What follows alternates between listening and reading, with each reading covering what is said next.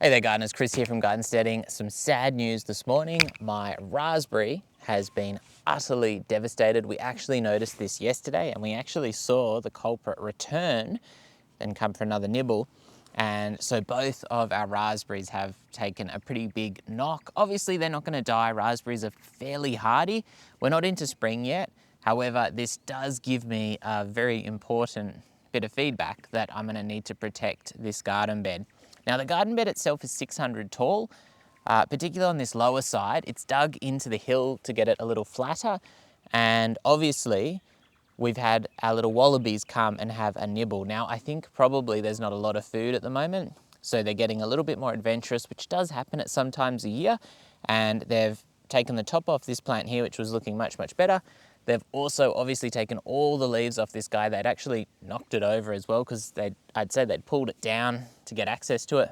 I imagine the raspberries would be a little bit on the spiky side, even those flowers and stalks, but it clearly didn't stop them.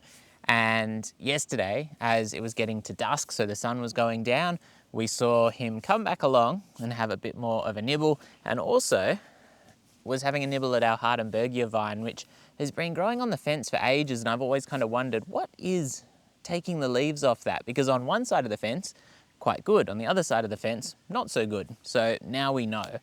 I'll get a little bit of fencing probably up around this as soon as I can. I might have to go buy some mesh, which is unfortunate. However, when I buy some more mesh, it'll mean there are other areas of the garden where I actually put up some fencing to protect various things as well. Because while we don't mind having the wallabies here and sharing some of our stuff with them, we do need to protect things a little bit because otherwise they can be quite destructive. And yeah, it's just part of the, I guess, the gardenstead life. And we do like seeing the wallabies, so no big drama. A little bit disappointing. I probably should have thought about this a little bit better. And I'm thinking I'll have a thornless blackberry bed just down the hill here in this same nice sunny spot.